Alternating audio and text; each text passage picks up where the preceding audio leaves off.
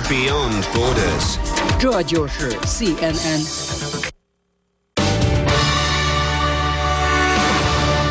Hello, I'm Natalie Allen from CNN Center. Here are the headlines. The Occupy Rome protests began peacefully, then descended into chaos. Protesters blamed the violence on anarchists. Cars were torched, windows broken, and there were clashes with police. At one point, an interior ministry building was set on fire. In Taiwan, protesters surrounded the Taipei 101 skyscraper to protest what they call an unequal distribution of wealth in the country. After the march, protesters went into the building where they chanted slogans. Witnesses tell CNN no one was arrested. In Paris, G20 finance ministers are focused on the Eurozone debt crisis. Leaders are under pressure to find a solution by October 23rd when the European Council meets in Brussels. Non-Euro countries say Europe's debt could destabilize the world economy. AFP reports that Liberia has closed its borders amid a disputed presidential election. Opposition parties are claiming fraud after early results put incumbent President Ellen Johnson Sirleaf in the lead. One of her party's offices was set on fire overnight. I'm Natalie Allen. You're watching CNN, the world's news leader. Our special Eye on Macedonia starts right now.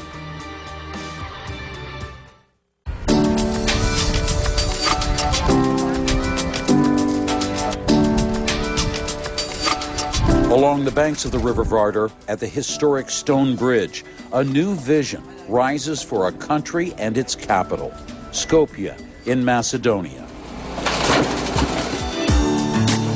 New museums, government buildings, and monuments are climbing into the skyline. It's an ambitious and controversial initiative the government predicts will not only transform the appearance of this city, but the economic future of the nation. Hello and welcome. I'm Jim Clancy, coming to you from Skopje, where a third of this country's 2 million people live. Over the years, this small southeastern European nation has gone through earthquakes, political unrest, and economic uncertainty. Now, on the heels of celebrating its 20th year of independence from the former Yugoslavia, the tide is turning for this tiny Balkan nation. Eye on Macedonia starts right now.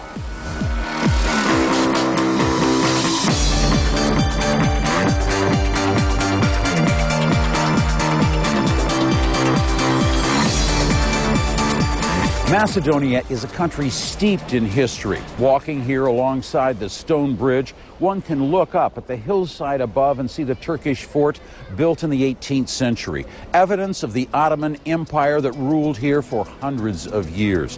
Dig deep enough on this site and you'll uncover Roman ruins, or simply look back to World War II when Nazi troops tried to blow up this very bridge. Today, leaders are trying to write a bold new history. It's a project called Skopje 2014, a redevelopment of the capital. But as noted, it's not without controversy. Here's Atika Schubert. From the moment your plane touches down at the brand new Alexander the Great Airport, you're swept up in Skopje 2014, the campaign to revitalize this tiny European capital city. Population, almost 1 million people. Famous landmarks, well, the 15th century Stone Bridge, but not much more than that. Until the government unveiled this, 22 meters of nationalism in rainbow-colored lights. It's officially called Warrior on a Horse, a not-so-secret reference to Alexander the Great, claimed by both Greece and Macedonia to much diplomatic hand-wringing. The monument dominates Skopje's main square, so what does the public think? From this woman, a rapturous review. When you see Alexander, you have the feeling you are among the stars, she says.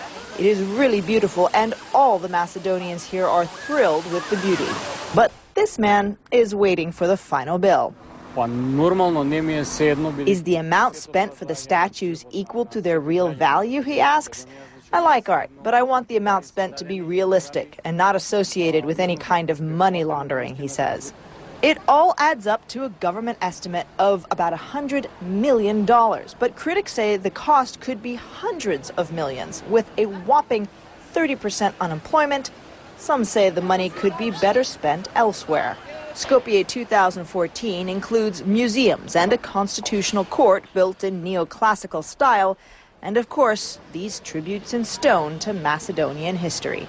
Of course, projects like these are not just about art and design. They're about what it means to be Macedonian and how a young country defines itself. The government says the project is a national boost, already attracting visitors, citing a 25% increase in foreign tourists to the city. But one blogger compared the project to the statues of Easter Island, massive monuments that literally drove the civilization that built them to ruin. We know who we are. We know we are Macedonians. We don't need anybody to remind us about it, but we need conditions to express our potential in our daily lives. Macedonian government is keeping many of the cost details quiet, letting the statues and the smiling faces that pose beside them speak for themselves. Building for the future. With the prospect of economic growth in Macedonia comes hope for new jobs. But how is this country preparing its workforce for what may lie ahead? We'll tell you.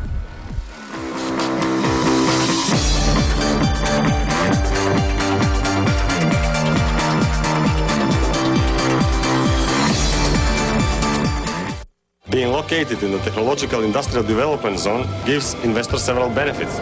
Such benefits could be no VAT and custom duties on the export of the goods, subsidies on the building cost, land lease at very attractive rate, and free connection to utilities.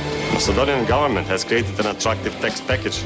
On the other side, they are willing to help the investors in training their labor force, and they're very dedicated to remove all the administrative barriers. Invest in Macedonia, where everything comes into place.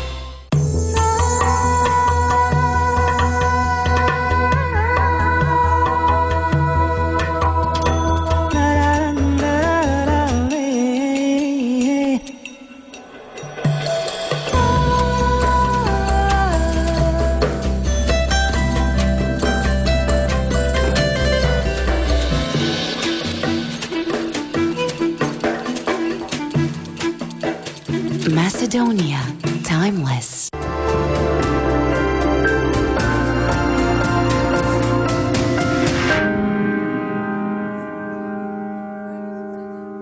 CNN's on the road to Durban for COP17. The conference will look for new ways to reduce carbon emissions. Do you have a fresh idea for cleaner air in your city?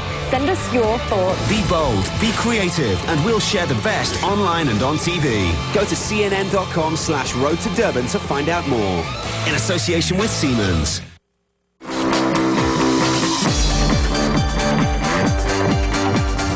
Macedonia is struggling with unemployment of 30% or more, while factories like this one struggle to find qualified workers. What's needed is a solution to bridge the gap. This factory has found one. 19-year-old Vladko Georgiev considers himself a lucky man in Macedonia today.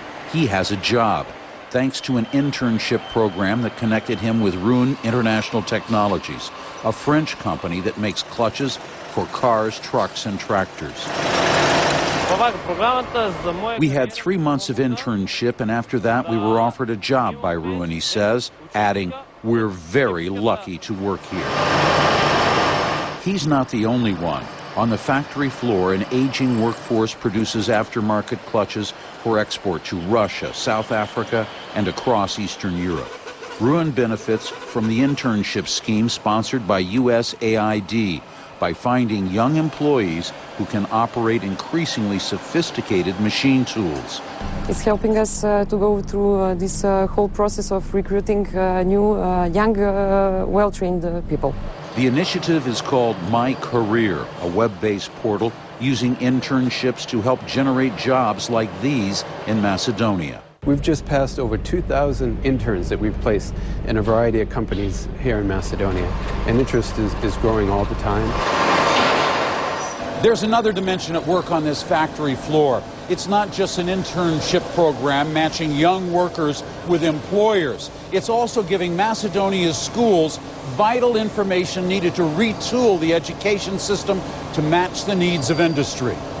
It gives the company the chance to evaluate the capacities of the students, but it also helps the schools to improve their curricula and to improve their programs in order to have better qualified students. The My Career initiative spans jobs in agriculture, banking, trade, and service industries. Already, they've helped place hundreds of high school and college graduates into employment. Vladko has now been on his job for 18 months. He's from this area in eastern Macedonia and is very proud of his work and a recent promotion.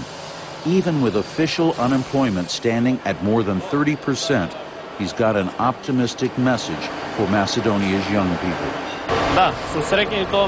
They must always try to find a job and they must never lose hope, he says, because there is always hope.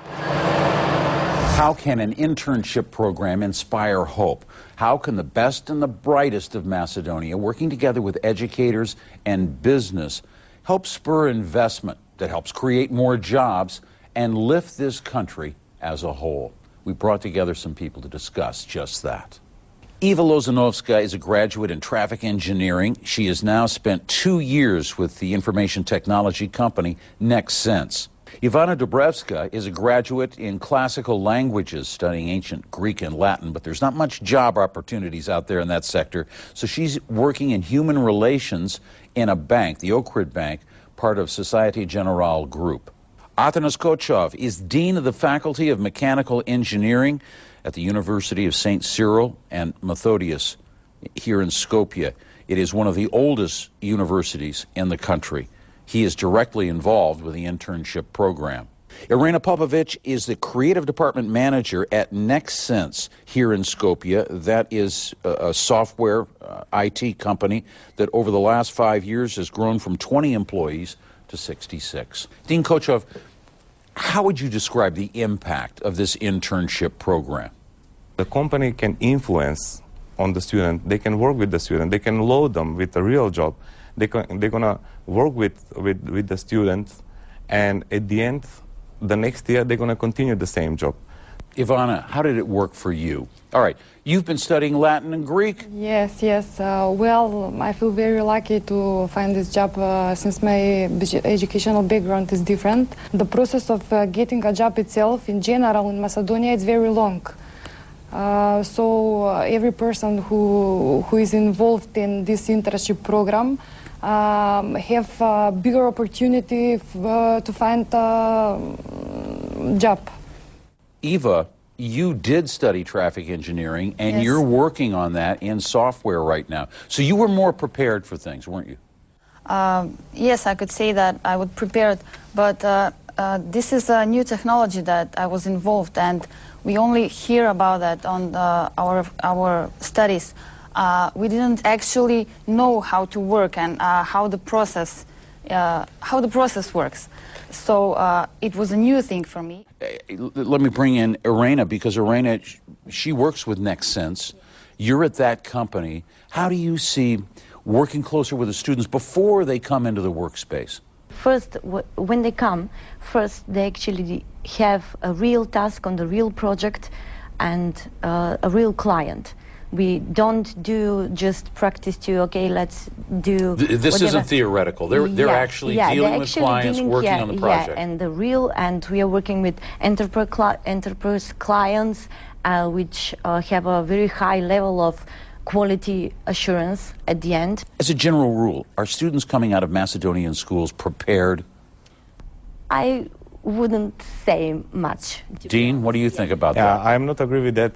That's why I'm saying that this internship program is very important, because through the internship program... You don't agree that the students aren't prepared? Yeah, I'm not agree that the students are not well prepared, because the students are prepared, but what we need the practical work. So that's why we need this internship program, because basically based on an internship program we can invite also some experts from the companies to come at our universities or our departments, so they can have some classes over there and they can have a transfer of their experience and knowledge to our students. Eva, when you get together with young people, do you talk about unemployment?